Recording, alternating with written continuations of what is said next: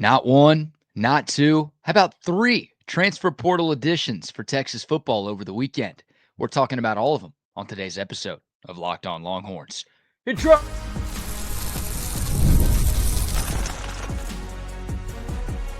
You are Locked On Longhorns, your daily podcast on the Texas Longhorns. Part of the Locked On Podcast Network, your team every day. Welcome in. You are locked on to the Texas Longhorns. I'm your host, BK Brad Kellner, Texas grad, Austin native, and longtime sports radio host here in the Lone Star State. Thank you for making Locked On Longhorns a part of your day every single day. We're free and available wherever you get your podcasts and on YouTube as well. Please like, subscribe, leave a comment, and tell your Longhorn friends about Locked On, your team every day. Today's episode is brought to you by Game Time. Download the Game Time app, create an account, and use code LOCKEDONCollege for $20 off your first purchase. And maybe the greatest late Friday news dump of all time, Steve Sarkisian and the Texas Longhorns landed 3 transfer commits in the span of 3 hours. All of this went down from 4:30 to 7:30 p.m. Central Time, and it all started when former Maryland defensive tackle Lavon Johnson committed to Texas. He was the first domino to fall, and this was the biggest surprise of the 3. We actually talked about Johnson for a little bit during Friday's show, but Lavon Johnson early Friday morning had committed to North Carolina. He was in Austin last Thursday for a campus visit, so him committing to Texas a day after visiting wouldn't be a huge shock. The big shock was, again, Lavon Johnson was here on Thursday, but Friday morning he committed to Bill Belichick and North Carolina. So I figured, and I think we all figured, that this recruitment was over. I don't know what Texas did to get the flip, but they got the flip just a few hours later. Steve Sarkisian told all of us a couple of weeks ago that Texas was going to be looking at more defensive linemen in the portal, despite the fact that they had brought in 3 in the early window. Now they've got their 4th. We'll see if a 5th is coming in the not too distant future. But a little bit more on Lavon Johnson and what Texas is getting in their new defensive tackle. He was more of a rotational player in his 2 seasons at Maryland. The stats aren't super impressive, just 14 tackles and a half of a TFL in 8 games in 2024, has only played a total of 260 snaps in 2 seasons of college football. So again, the resume not super impressive, but he's 6'2", 311 pounds, another big body to put into your defensive tackle room. He was supposed to be a starter for Maryland this coming fall. I don't think he's going to be a starter at Texas, but maybe he could be kind of like what Bill Norton or Jermaine Lole was for this Texas team this past season, right? Both of those guys were post-spring additions for Texas in 2024, and they came in and made an impact in the 2024 season. Hopefully, Lavon Johnson can be that kind of guy. He still has a couple of years of eligibility remaining, so he can be here for a while and develop under the tutelage of Kenny Baker. But again, I don't know what exactly to expect from Lavon Johnson at Texas. I don't think he's going to come in and compete for a starting job, but I do think he is going to compete and earn some snaps in that defensive line room when we get to the fall. Again, Sark pretty open about Texas being shorthanded up front on defense. Texas going out and bringing in 1 more body for defensive line, and that makes 4 defensive tackle acquisitions for Texas in the offseason, with Cole Brevard, Travis Shaw, and Hero Canoe all coming in back in the winter, and now Lavon Johnson is here as well. So that was commitment number 1. Commitment number 2 came from a guy that we've talked about a lot over the last week and change.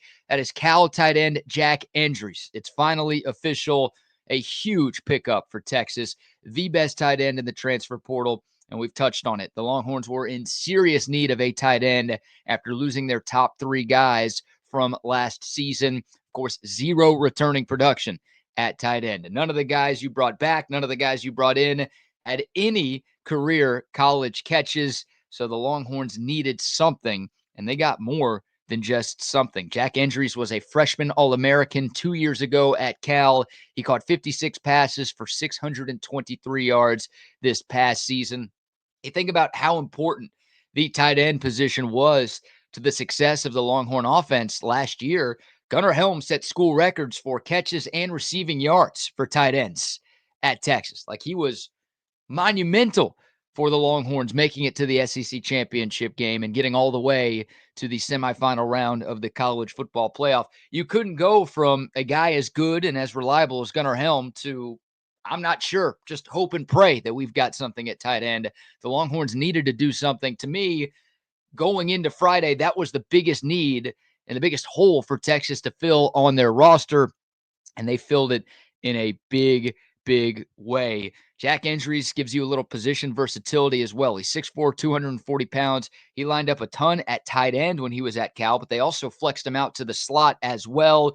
He can move, ran a sub 4.7 40 back in high school, so he's got good athleticism to combine with that good size. Great over the middle, great in short yardage situations. Hopefully, he can help the Longhorns in both of those areas. We'll see about the run blocking. I think that's kind of a work in progress for him. I think he's an adequate run blocker right now, and hopefully he can get a little better in that department. But more importantly for Texas in the short term, they needed a weapon in that tight end room. I wasn't sure Spencer Shannon was that guy. I wasn't sure Jordan Washington was that guy. Of course, him getting hurt in the spring didn't help anything. And then Amari Winston and Nick Townsend, I think those guys have bright futures. But again, this is a win now Texas team in 2025. I don't know if any of the tight ends you had before Friday were win now type of players. Jack Endries is a win now type of player. And oh, by the way, he has 2 years of eligibility remaining. So look, if Endries has a great season with Arch Manning in the Steve Sarkisian offense, he might be one and done and off to the league. But I guess worst case scenario, maybe it's best case scenario, depending on how you look at it, Jack Endries is here for a couple of seasons and can help this Texas offense in both 2025 and 2026. I love this pickup. I think it's my favorite transfer portal pickup for Texas in this entire offseason, not just here in the spring window, but going back to what they did in January as well. I love this get for the Longhorns, and I think a lot of folks around the country do as well. I expect Jack Endries to make a tremendous impact this season. And last but not least, the Longhorns have themselves a new kicker. Of course, on Friday, we talked about Bert Auburn entering the transfer portal. You kind of knew that Texas had something in the works for his replacement once Bert Auburn made those posts on social media. And sure enough, it's official. A guy that we talked about last week, former Texas State Bobcat Mason Shipley, will be making his way up I-35 and taking his talents to the Texas Longhorns. Shipley entered the portal as a grad transfer last week. A guy who's from Central Texas. He played his high school football at Liberty Hill. The stats pretty good. 31 of 35 in his career on field goal attempts. Made a 60-yarder this past season against Sam Houston State. 15 of 19 last year. 15 of 15 in 2023. He was an all-conference kicker in 2023 as well. Basically, what this came down to is Steve Sarkisian and Jeff Banks, they lost confidence in Bert Auburn. Now, I don't think Sark told Bert Auburn to go somewhere else. I don't think he kicked him out. But I think Sark probably said, hey, we're going to bring somebody else in. We're going to open up this competition. And if you want to leave, okay. And I think Bert Auburn, knowing he only has 1 year of eligibility remaining, was like, man, I don't want to be in a competition and potentially lose that competition and have to sit on the bench for my last year of college football. I want to go and play. So my guess is, yeah, that's how the conversation went down, and that's how the decision was made. But for Texas, look, I didn't have any faith in Bert Auburn anymore, which sucks because he was so good in 22 and so good in 23. I mean, heck, he was a preseason first-team All-SEC kicker going into 2024 because of what he had done the 2 years prior, but he just fell apart. Really, it was a bad season from the jump for Bert Auburn, making just 64% of his field goal attempts this past season. But obviously, in the biggest spots, Bert Auburn came up very small, and it cost Texas an SEC title and almost cost Texas the Peach Bowl against Arizona State. Steve Sarkisian just didn't want to risk that again. He didn't want to hope that Bert Auburn had things figured out. So he goes and makes the move to get Mason Shipley. Shipley's have been pretty good at the University of Texas, if my memory serves me correctly. But I like this move by Steve Sarkisian. And I'll say this as well. Like, my guess is Bert Auburn was given the chance this spring to show that he had figured things out. I know for a lot of fans that wouldn't have been enough because, well, kicking in practice and kicking in the games are two completely different things. But my guess is if Bert Auburn was making every single field goal attempt in Texas spring practice, the Longhorns wouldn't have made this move, and we wouldn't be talking about Mason Shipley on today's episode. But I'm thinking that Bert Auburn was still struggling a little bit, was still showing some signs of inconsistency. And again, Steve Sarkisian, knowing that Texas is a win-now team that has aspirations of winning the conference and winning a national championship this fall, he didn't want to risk losing big games on a bad kicker. So he makes the move, and I agree with that decision. Hopefully Mason Shipley can be an upgrade there for the Longhorns. So there you go. It was a very good Friday for Texas football. 3 transfer portal commits in the span of less than 3 hours at some serious positions of need. I don't think Texas is done. I think there's at least 1, if not 2 more players coming. They still have a few scholarship spots open on this roster. So, we'll keep you abreast on everything happening with Texas football and the transfer portal right here on Locked On Longhorns. We'll take your thoughts. If you're tuned in on YouTube, comment below. How would you grade the 3 newest pickups for Texas football? Who is your favorite transfer portal addition for the Horns this offseason? And where would you like to see Texas go next? All right, let's talk about somebody who's already on campus. Colin Simmons is coming off of one of the best freshman seasons in Texas football history. What does he think he can do for an encore? We'll let you hear from the man himself coming up next right here on Locked On Longhorns. But first, a word for our friends at Supply House. Get the supplies you need from the site made for the skilled trades. That's Supply House. Whether you're in plumbing, HVAC, or electrical work, Supply House is the reliable way to order your products online. Their website is super easy to use, and it is packed with helpful resources and the latest product info to help you get the job done right. They've got a massive inventory of more than 200,000 parts from 400 plus top brands to choose from.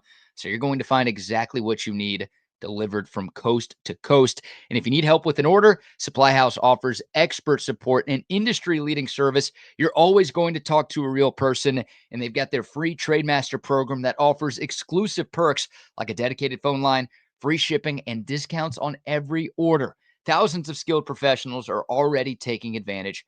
Now it's your turn. Join that Trademaster program at supplyhouse.com/TM and start ordering plumbing, HVAC, and electrical supplies with just a few clicks. And if you use the promo code SH5, you're going to get 5% off your first order. One more time, the website, supplyhouse.com. All right, welcome back to Locked On Longhorns, your team every day. Here's another question for y'all out there. Colin Simmons. How would you describe Colin Simmons using just one word? Beast, monster, star, superstar? Any of those could work, especially considering what he did as a true freshman in 2024. How about a team-high 9 sacks? By the way, the 9 sacks, the third most by a true freshman in college football history. So not only was Colin Simmons really good for Texas, he was one of the best defensive freshmen this sport has ever seen.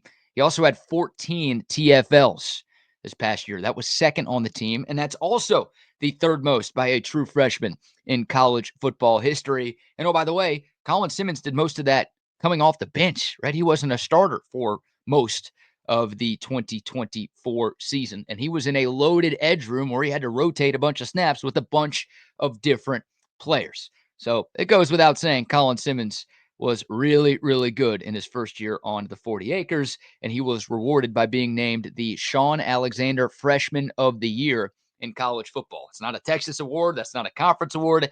That is a national award that is only given out to one person, and Colin Simmons was that one person. Look, this guy was a 5-star out of Duncanville. We knew he'd be good, but that good and that early, I'm not sure anyone saw that coming. So a fantastic year 1, but the expectations in year 2 are going to be through the roof, and they should be. Like, I wouldn't be surprised if Colin Simmons is on the all-SEC preseason team when we get to SEC Media Days this summer.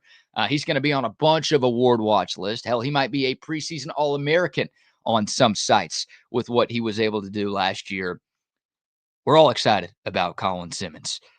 How excited is Colin Simmons about Colin Simmons? What does he think about his first year in Austin? But also, what does he think about what he can do in year 2? We'll start with this. We've got a few different bits of sound from the star pass rusher. It's a question and answer. Simmons is asked how many sacks he thinks he's going to have in 2025. Listen close. How many sacks are you going to get this year? In predictions. I'm trying to break the sack record. I'll just say that. I'm trying to break the sack record.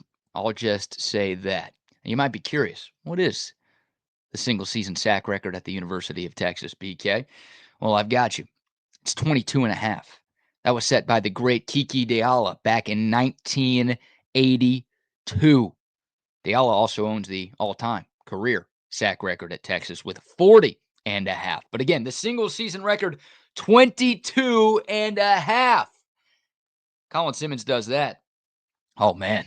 I mean, he's going to be in New York. He might be lifting the Heisman Trophy at the end of the season. By the way, that 22 and a half number for Kiki Deala that he set back in 1982, nobody else in Texas football history has more than 14 sacks in a single season. So Deala has that record by 8.5 over anybody else. And there have been some damn good pass rushers who have come through the University of Texas. Guys like Kenneth Sims and Brian Arakpo and Jackson Jeffcoat and Sergio Kindle, and the list goes on and on. Kiki Deala, 8.5 better than anybody else. That's how good that dude was, especially in that 1982 season. So I say that, look, if Colin Simmons ends up in second place on Texas's all-time record for single-season stacks, I think we'd all be pretty excited, right? Because that's 14.5 or more. That'd be an incredible season for Colin Simmons. But if he flirts with 22.5, again, all-conference, All-American, Heisman finalist, maybe Heisman winner. We're going to be talking about one of the all-time greats in Texas football history. And, oh, baby, that would be a lot of fun. I think Colin Simmons knew that. I don't think he's like, I'm just going to say the record because it sounds cool. I think Colin Simmons knew exactly what the record was, and he is that confident that he is going to be able to make it happen, that he was willing to say that in front of a bunch of microphones and video cameras. It's the confidence and swagger that this dude plays with. And again, the fact that he is third all-time for most sacks by a true freshman in college football history gives you reason to believe that he should be confident that he could have a special career here at the University of Texas. This edge room is loaded. Now, Colin Simmons is going to draw a lot more attention. He's not going to sneak up on anybody this year because everybody knows how good he is, but it's going to help Colin Simmons that Trey Moore is back for another year, and you've got Ethan Burke, and you've got Colton Vasek, and you've got Brad Spence from Arkansas who's going to be coming off the edge. Lance Jackson, the 5-star, we talked about him.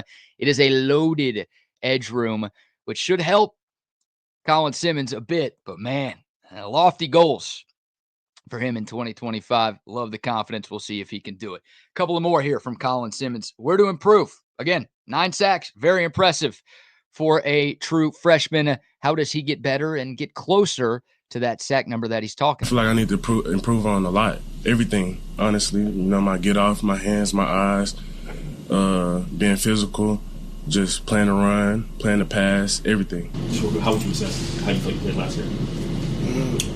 I feel like I had a pretty solid freshman year. It could have been way better. Could have been way, way better. Just knowing my talents, you know, knowing myself, knowing my abilities. So, you know. Again, just confidence oozing out of Colin Simmons. He had one of the most impressive freshman campaigns in college football history, and he's like, I could have been way better. Like, knowing how good I am, it should have been way, way better. And Simmons is like, man, I can get better rushing the passer. My ball get off needs to get better. I can do better against the run. He sets a high standard for himself, and you see why. But the work ethic is there, and he is going to be one of the best players on this Texas defense this year. I think he's going to be one of the best defensive players in college football this season. The work ethic speaks for itself. One more here from Colin Simmons on new edge coach Alan Clark, who, of course, joined the Longhorn staff from Ohio State earlier this offseason. Here's Colin Simmons talking about his new position coach. Amazing, dog. That's my dog. I love him, dog. And, you know, he's taught me a lot since him being here. And, you know, he going to really develop me as a person on and off the field. So there you go. High praise from Colin Simmons to Alan Clark. I was pretty excited about that hire for a number of different reasons. Love hearing Colin Simmons love Alan Clark. again, high praise right there on the new edge coach at Texas. So I'm pumped to see what Colin Simmons can do, man. I mean, what a monster, of a player he is. And again, if he can be second all time in single season sacks at Texas, then we're all going to be incredibly happy with the sophomore season for Colin Simmons. If he is close to 20, 21, 22 and a half, or man, if he breaks Kiki's record, then we've got a legend on our hands. And thank God we've got him for 2 more years. I mean, part of me thinks Colin Simmons could be a first-round pick if he entered the NFL draft next year. I'd be curious where he'd go if he was in this year's draft, just based on the freak potential that he's got.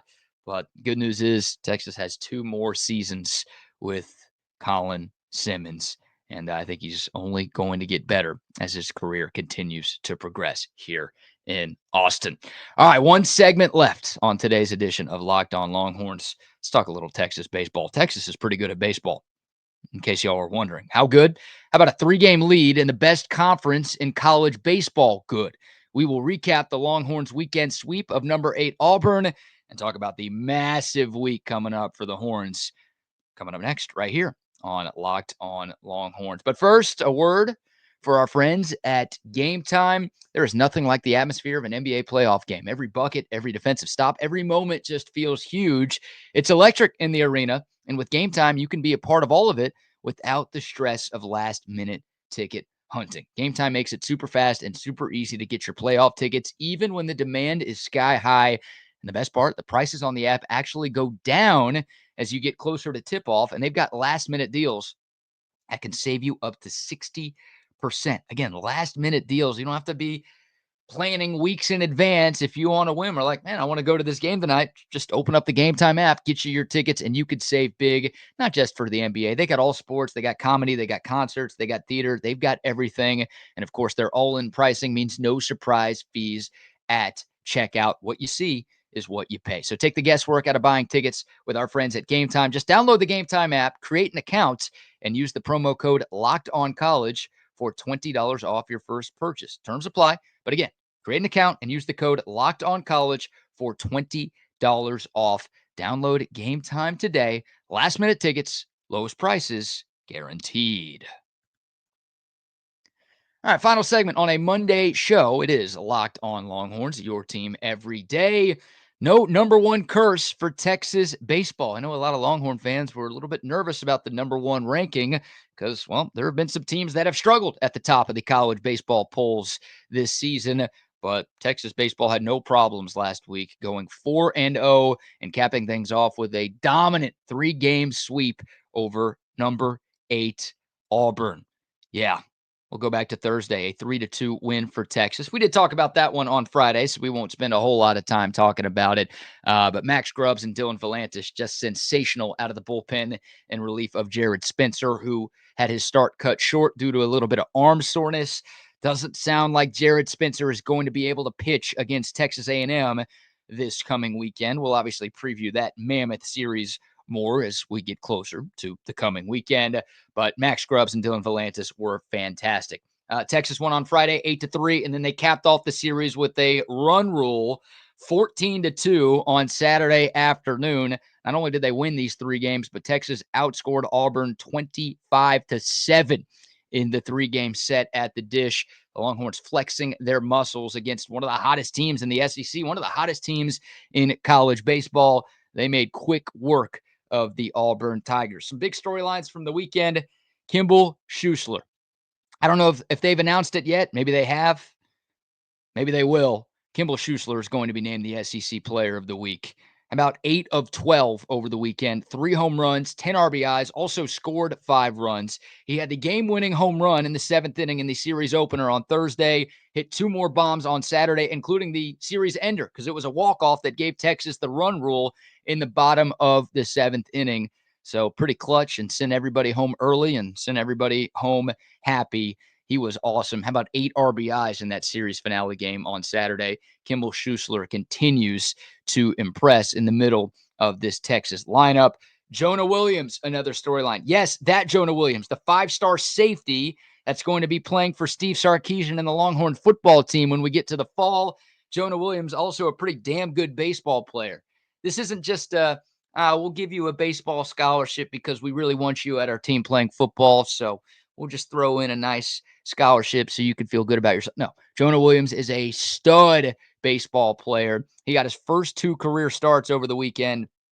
I'm here to tell you those won't be his last 2 career starts. How about 2 for 4 with 3 RBIs in his debut on Friday? He's the first Longhorn since Zach Zubia back in 2018 to have 3 runs batted in his first ever game. If that wasn't good enough, Jonah Williams went 3 for 3 with a walk in Saturday's win, also stole a base. Yeah, he might be the answer. Texas has been looking for an answer in left field after the injury to Max Ballou.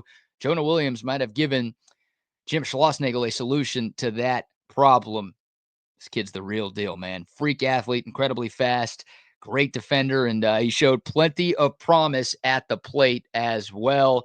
Wonder if he can play basketball too. Maybe Sean Miller needs to call Schloss and Sark to see if Jonah Williams has some game on the hardwood too. This kid is incredibly impressive, and this Texas team is incredibly impressive. The Longhorns now have a 3-game lead for first place in the SEC. Arkansas, who was just a game back of Texas going into the weekend, they dropped 2 of 3 to A&M. Thank you, Aggies. Weird to say, but because of that, Texas was able to expand its lead in the conference. The Longhorns are 16-2 in the SEC.